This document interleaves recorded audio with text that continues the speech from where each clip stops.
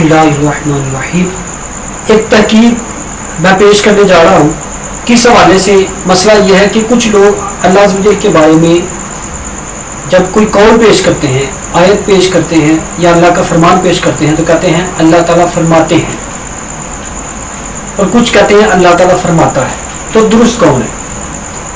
इन दोनों के दरमियान दलाइल पेश किए जाएंगे, बिल्कुल मुख्तसर। वीडियो को एंड तक देखिएगा तो इंशाअल्लाह आप इससे अच्छे तरीके से आगाह हो जाएंगे कि शरीयत के मुताबिक कौन सा लफ्ज़ कहना दुरुस्त है। अल्लाह ताला फरमाता है कहना दुरुस्त है या अल्लाह ताला फरमाते हैं कहना दुरुस्त है? पहले तो मैं इसका जवाब पेश कर देता हूँ मुख्तसर अंदाज में। अल्लाह ताला फरमाता है ये ही दुरुस्त और जायज़ है। जब भी अल्लाह ताला का फरमान पेश करना है तो फरमाते हैं नहीं कहना, ये नाजायज़ है और ये हराम है। उसकी वजह क्या है? उसकी वजह उलमा ने बयान की है कि 4 वजह से अल्लाह ताला फरमाते हैं, जो ये कहते हैं 4 वजह से ये नाजायज़ और हराम है। एक वजह नहीं इसकी 4 वजह है। तो पहली वजह क्या है? अल्लाह अज़्ज़ व जल ने जो तालीम दी है इंसान को उसके खिलाफ। नंबर 2, अंबिया, सहाबा, ताबीईन, तबा ताबीईन के खिलाफ। जिस तरह उन्होंने अल्लाह अज़्ज़ व जल को याद किया, उसके फरामीन को सुनाया, इसके खिलाफ। नंबर 3, नहव, लुगत और तफसीर के खिलाफ। नंबर 4, खालिक की तज़ीम पर। खालिक की तज़ीम को किस तरह किया जाता है? मखलूक की तज़ीम पर क़यास करके, तो ये नाजायज़ व हराम। इन 4 वजह की बिना पर कहना दुरुस्त नहीं है, अल्लाह ताला फरमाते हैं। ठीक है, ये है हमारा दावा। अब इसमें मैं एक एक पर दलाइल पेश करूंगा। तलीम इलाही के खिलाफ कैसे है? 4 थी ना वजह। तलीम इलाही के खिलाफ, अंबिया के खिलाफ और लुगत के खिलाफ। ठीक है, फन, ये जो फन होते हैं सरफ, नाहव और तफसीर, इसके खिलाफ। और फिर खालिक की तज़ीम किस तरह की जा रही है? मखलूक की तज़ीम पर क़यास करके, तो ये नाजायज़ व हराम। ठीक है, इन 4 वजह। अच्छा, इसमें जो पहली है तलीम इलाही के खिलाफ, कैसे? आई जो सूरत सबको आती है उसमें से एक मैं दलील पेश करता हूँ। अल्लाह ताला कुरान पाक में इरशाद फरमाता है सूरह फातिहा, इय्याका नअबुदु व इय्याका नस्तईन। सूरह फातिहा के बहुत सारे नाम हैं, एक इसका नाम है सूरह मसला। ठीक है, तो इसको सूरह मसला कहने की वजह भी यह है कि इसमें अल्लाह ताला ने बहुत सारे मसाइल समझा दिए इंसान को, और ये भी मसला हमारा अल्लाह ताला ने पहले ही हल कर दिया कि मुझे वाहिद के सीगे से याद करना है, जमा के सीगे से याद नहीं करना, वरना मेरी तौहीद जो है ये खतरे में पड़ सकती है। तो इसलिए अल्लाह ताला ने कुरान पाक में इरशाद फरमाया इय्याका नअबुदु व इय्याका नस्तईन। तर्जुमा करेंगे, इय्याका नअबुदु, हम तेरी ही इबादत करते हैं। तेरी, अगर हम इसका तर्जुमा ये करते हैं, जैसे कि लोग कहते हैं कि देखें अल्लाह ताला फरमाते हैं, कहो इसमें अल्लाह का अदब है, उसकी तज़ीम है। आप अपने किसी बड़े को बुलाते हो तो उसको कहते हो कि आप जनाब आप क्या फरमाते हैं, जनाब आप इस तरह फरमाए, जनाब ने इस तरह फरमाया। जब अपने बड़े को आप इतनी तज़ीम से बुलाते हैं तो अल्लाह को क्यों नहीं बुलाते? ये क़यास करते हैं। तो ये एक चौथी दलील पर मैं इसके दलाइल पेश करूंगा। तो अगर हम इस बात को पेश करते हैं कि अल्लाह ताला फरमाते हैं, ठीक है, तो इस बिना पर हम अगर तर्जुमा करें इय्याका नअबुदु व इय्याका नस्तईन, हम तेरी ही इबादत करते हैं और तुझ ही से मदद मांगते हैं। तो अगर मैं इसका तर्जुमा करूं, हम आपकी ही इबादत करते हैं और आप ही से मदद मांगते हैं, तो मुझे बताएं तर्जुमा गलत होगा कि नहीं? तर्जुमा गलत होगा। किस सूरत में? इस सूरत में कि वहां सीगा वाहिद का है, تو واحد کے صیغے کے ساتھ آپ نے جمع کا ترجمہ کیا ہے. تو جب آپ یہاں تزئین کرتے ہوئے جمع کے صیغے سے ترجمہ کریں گے تزئین کرتے ہوئے, تو آپ غلطی کیا کریں گے کہ آپ نے تعلیم الہی کے خلاف کام کیا ہے, جس کی اللہ نے تعلیم دی ہے, واحد کے صیغے کی تعلیم دی ہے کہ مجھے واحد کے صیغے سے پکارا ہے. ورنہ اللہ تعالیٰ کیا کرتا کہ ہمیں جمع کا صیغہ جو ہے اس کی تعلیم دیتا ہے کہ مجھے جمع کے صیغے سے بلا. اس میں تزئین ہے, بلکہ ایسا نہیں کیا, ایک ہی آیت ہے. تو اس طرح دیگر ایسی آیات ہیں. وَنَسْتَعِينُ إِيَّاكَ نَعْبُدُ وَإِيَّاكَ نَسْتَعِينُ, اور ہم تجھ ہی سے مدد مانگتے ہیں. اگر ہم کہیں گے ہم آپ ہی سے مدد مانگتے ہیں تو کیا ہوگا؟ اس سے کیا ہوگا کہ اس میں توحید بیان نہیں ہوگی, اللہ کی وحدانیت بیان نہیں ہوگی, جس وجہ سے کیا ہوگا کہ ہم ترجمہ بھی غلط کر دیں گے اور تعلیم الہی کے خلاف بھی کام کر دیں گے. اچھا, یہ دو آیتیں ہیں, ایک اور آیت پیش کرتے ہیں. اللہ تعالیٰ قرآن پاک میں ارشاد فرماتا ہے ربنا آتنا فی الدنیا حسنۃ وفی الآخرہ. دعا ہے ربنا آتنا, اے ہمارے رب تو ہمیں عطا کر, آتی تو عطا کر, نہ ہمیں. تو یہاں بھی واحد کا صیغہ اللہ تعالیٰ نے سکھایا ہے. بذریعہ قرآن اپنی مخلوق کو, اپنے بندوں کو تعلیم کیا ہے کہ مجھے واحد کے صیغے سے پکارا جائے. آتی تو ہمیں عطا کر, اگر میں جہاں جمع کا ترجمہ کروں, آپ ہمیں عطا کریں, تو مجھے بتائیں کہ اللہ کی توحید یہاں کیسے بیان ہوگی. پھر ان لوگوں کو موقع مل جائے گا کہ جو اللہ کو ایک نہیں مانتے, وہ کہیں گے دیکھو مسلمان جو اللہ کو ایک مانتے ہیں ان کی گفتگو کے اندر کیا ہے کہ وہ اللہ کو جمع کے صیغے سے بلاتے ہیں. تو اس سے پتہ چلتا ہے کہ خدا ایک نہیں ایک سے زیادہ ہے, کیونکہ وہ جمع کے صیغے سے بلاتے ہیں. تو اس لیے ان کو بات کرنے کا موقع مل جائے. تو یہ دو آیتیں میں نے پیش کی مختصر, ٹھیک ہے, اور بھی بہت ساری آیتیں میرے پاس موجود ہے, میں نے نکالی ہوئی ہے, لیکن یہ ایک دلیل ہے. دوسری ایک دعویٰ, اس پہ میں نے دو دلیلیں پیش کی. اب دوسرا میرا دعویٰ کیا ہے کہ انبیاء اور صحابہ اور تابعین اور تبع تابعین کے خلاف ہے. جیسے انبیاء حضرت آدم علیہ السلام سے لے کر نبی رحمت صلی اللہ علیہ وسلم تک اور ان کے صحابہ تک کسی نے بھی اللہ عز و جل کو جمع کے صیغے سے نہیں پکارا. انبیاء کی دعائیں پڑھ لیں, رب ارحمہما کما ربیانی صغیرا, رب ارحمہما, اے ہمارے رب تو رحم کر, تو رحم کر,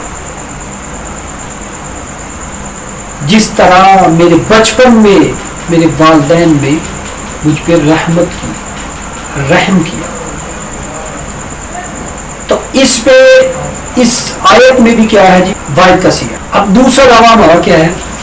دوسرا دعویٰ ہے کہ انبیاء کی تعلیم کے خلاف. انبیاء نے جس طرح اللہ عز و جل کو پکارا ہے اس کے خلاف. کیسے؟ اس طرح کہ دیکھیں ان کی جو دعائیں ہیں, جس طرح انہوں نے اللہ تعالیٰ کو پکارا ہے, انہوں نے واحد کے صیغے کے ساتھ پکارا ہے, رب ارحمہما کما ربیانی صغیرا, ربنا آتنا فی الدنیا حسنۃ وفی الآخرۃ حسنۃ وقنا عذاب النار. تو یہ جتنی بھی دعائیں مانگی ہیں انبیاء نے واحد کے صیغے کے ساتھ مانگی ہیں, جمع کے صیغے سے نہیں مانگی. اب یہ انبیاء کی تعلیم کے خلاف ہو جائے گا اگر ہم فرماتے ہیں کہیں, ٹھیک ہے, جمع کے صیغے کے ساتھ ہم اللہ عز و جل کو پکاریں گے یا اس کے قول کو بیان کریں گے, اس کے فرمان کو بیان کریں گے, تو یہ انبیاء کی تعلیم کے بھی خلاف ہو جائے گا. ٹھیک ہے جی. تیسرا ہمارا دعویٰ کہ یہ فن کے خلاف ہے. کون کون سے فن؟ نحو, لغت اور تفسیر کے خلاف ہے. اچھا کیسے؟ اچھا اس میں جو آپ کے ذہن میں ایک اعتماد آ رہا ہے, ہو سکتا ہے شروع میں آتا, اور جو اس بات جن کو منع کیا جانا کہ یار اس طرح نہ پکارو اللہ کو, تو کیا کہتے ہیں قرآن میں اللہ نے خود پکارا ہے. کہاں پکارا ہے؟ کہا اللہ تعالیٰ نے کہا انا نحن نزلنا علیک القرآن، بے شک ہم نے قرآن کو نازل کیا. دیکھیں اللہ تعالیٰ اپنے آپ کو خود جمع کے صیغے سے یاد کیا ہے. تو اس طرح جتنے بھی جمع کے صیغے اللہ تعالیٰ نے کہے ہیں ان کی تعبیر کیا ہے، ان کی طویل کیا ہے. یاد رکھیں کہ یہ ایک قانون ہے معظم لنفسہ، اپنی تزئین کو بیان کرتے ہوئے جمع کا صیغہ استعمال کیا جاتا ہے. یہ جو ہمارا دعویٰ ہے اس کے تحت اگر آپ کے ذہن میں یہ احتمال آتا ہے کہ دیکھیں اللہ تعالیٰ نے قرآن پاک میں جمع کے صیغے کے ساتھ بہت ساری آیتیں بیان کی ہیں.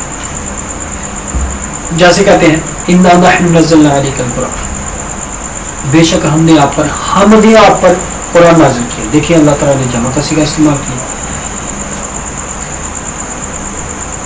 اگر تو ایسی دلیلیں دیتے ہیں تو پھر اس کا جواب کیا ہے؟ اس کا جواب یہ ہے کہ فن کا اصول یہ ہے کہ جب اپنا تعارف پیش کرنا ہو تو بعض اوقات یہ معظم لنفسہ کے تحت یہ قاعدہ ہے. ٹھیک ہے، یہ تفسیر کا ایک قاعدہ ہے معظم لنفسہ. اپنے آپ کو جب اپنی تعریف کرنی ہو، اپنی بڑھوتری بیان کرنی ہو تو اس میں اس قاعدے کے تحت بیان کی جاتی ہے، نہ کہ یہ کہا جاتا ہے میں نے یہ کیا، بلکہ ہم نے یہ کیا. ہم بھی بعض اوقات آپس میں گفتگو کرتے ہیں تو ہم کیا کہتے ہیں یار یہ کام ہم نے کیا. ایک بندے نے کیا ہوتا ہے لیکن وہ کیا کہتا ہے کہ یہ کام ہم نے کیا. تو یہ ایک تزئین بھی ہے، کسر نفسی بھی ہے انسانوں میں. لیکن اللہ تعالیٰ نے اس کو کیوں یوز کیا؟ معظم لنفسہ، تزئین بیان کرتے ہوئے، ٹھیک ہے، اپنی عظمت کو بیان کرتے ہوئے کہ ہم نے قرآن کو نازل کیا. اگر آپ اسی کے تحت کہتے ہیں، اسی بات کو لیتے ہیں اور کہتے ہیں کہ دیکھیں اللہ تعالیٰ نے جب اپنے آپ کو جمع کے صیغے سے یاد کیا ہے تو ہم کیوں نہ اس کو پکاریں. تو پھر اس طرح کریں، میں ایک آیت پیش کرتا ہوں تو اس میں بھی آپ نے جمع کا صیغہ استعمال کرنا ہے اور پھر اس کے معنی کی طرف آپ نے غور بھی کرنا ہے. وَلَقَدْ خَلَقْنَا السَّمَاوَاتِ وَالْأَرْضَ، اور تحقیق ہم نے زمین و آسمان کو پیدا کیا. تو مجھے بتائیں، اللہ فرماتا ہے ہم نے. یہاں آپ اگر جمع کا صیغہ لیتے ہیں تو پھر آپ کو اس کی مخلوق کو بھی شامل کرنا پڑے گا کہ اللہ کے ساتھ اس کی مخلوق بھی شامل تھی کہ جس نے زمین آسمان کو پیدا کیا. کیونکہ اللہ کے علاوہ جو بھی چیز ہے وہ مخلوق ہے. تو اللہ نے کہا کہ ہم نے زمین و آسمان کو پیدا کیا، تو پھر اس سے یہ بھی لازم آئے گا. تو پھر یہ سیدھا کفر و شرک ہو جائے گا. اللہ کے ساتھ آپ نے کسی کو شریک ٹھہرا دیا اس کی تخلیق میں. یہ وصف تخلیق صرف اس کے ساتھ خاص ہے، پیدا صرف وہی کر سکتا ہے. تو اس میں ہر صورت میں اللہ کی توحید ہے، تخلیق اسی کی طرف منسوب ہے. اگر آپ خود یہ کہیں گے کہ جمع کے صیغے کے ساتھ ہم کر سکتے ہیں تو پھر یہاں تو پھر کفر و شرک لازم آ جائے گا. اس لیے یہ بات بھی درست نہیں ہے. یہ معظم لنفسہ کے تحت اللہ تعالیٰ نے بعض صیغوں کے ذریعے اپنے آپ کو یاد فرمایا ہے، ٹھیک ہے، بیان فرمایا ہے اپنے فرمان کو. تو اس کو دلیل نہیں بنا سکتے. چوتھا دعویٰ ہمارا کیا ہے؟ وہ یہ ہے کہ خالق کی تزئین مخلوق کی تزئین پر قیاس کر کے نہیں کی جا سکتی. اگر آپ خالق کی تزئین مخلوق کی تزئین پر قیاس کریں گے تو یہ ناجائز اور حرام ہے. کس وجہ سے ناجائز و حرام ہے؟ اللہ تعالیٰ قادر مطلق ہے اور وہ بے نیاز ہے. ہم جس طرح آپس میں ایک دوسرے کی تزئین کرتے ہیں اس طرح خالق کی تزئین کرنا شروع کر دیں تو یہ تو بات درست نہیں ہے. جو خالق کی تزئین ہے اس کو ہم مخلوق کی تزئین پر قیاس نہیں کر سکتے. کیوں؟ اس طرح کریں گے تو پھر بہت ساری چیزوں میں ہم مخلوق کو خالق کے اصحاب میں شامل کر لیں تو اس کی تزئین اعلیٰ ہے، جس طرح خالق سب کا خالق ہے، وہ سب کا رب ہے تو اس کی تزئین بھی سب سے اعلیٰ ہے، نہ کہ مخلوق کی تزئین جیسی اس کی تزئین کی جائے۔ اس کی تزئین کس سیغے میں ہے؟ واحد کے سیغے میں اس کی تزئین ہے۔ علامہ غلام جیلانی میرٹھی رحمۃ اللہ تعالیٰ بہت بڑے امام اللہ گزرے ہیں، انہوں نے اس میں بڑی پیاری بحث پیش کی ہے۔ ہم نے فرمایا جو اللہ تعالیٰ کو جمع کے سیغے کے ساتھ پکارتے ہیں وہ یہ سمجھ کے پکارتے ہیں کہ اس میں تزئین ہے، تو اس کا مطلب یہ ہے کہ اللہ نے قرآن پاک میں ان سیغوں کی تعلیم دی ہے ہمیں کہ جن میں تزئین نہیں تھی، تو یہ اللہ پر اعتراض لازم آتا ہے، تو اللہ پہ اعتراض کفر ہے۔ اگر آپ یہ کہتے ہیں کہ نہیں تزئین واحد کے سیغے میں بھی ہے اور جمع میں بھی ہے، چاہے ہم واحد کا سیغہ پکاریں چاہے ہم جمع کا سیغہ پکاریں، دونوں میں تزئین ہے، تو یہ بات بھی درست نہیں ہے۔ پھر ایک میں کم ہوگی تو ایک میں زیادہ ہوگی، تو اگر کہیں گے جمع میں زیادہ ہے تو پھر اللہ تعالیٰ نے ان سیغوں کو قرآن میں استعمال کیا اور اس کی تعلیم کی کہ جن میں تزئین کم تھی، پھر بھی اللہ کے اعتراض لازمات ہے۔ تو کسی بھی صورت میں اللہ تعالیٰ کو جمع کے سیغے کے ساتھ نہیں بلا سکتے۔ اگر اس نے اپنے آپ کو پکارا ہے تو یہ اس کو تکبر بھی زیب دیتا ہے اور اس کے لیے یہ زیب ہے، وہ اپنے آپ کو واحد کے سیغے کے ساتھ پکارے جمع کے سیغے، لیکن ہم اللہ عز و جل کو یا اس کے فرمان کو جب بھی کہیں گے تو وہ واحد کے سیغے کے ساتھ کہیں گے۔ اللہ تعالیٰ ہمیں ہدایت عطا فرمائے، آمین بجاہ نبی امین صلی اللہ تعالیٰ علیہ وسلم۔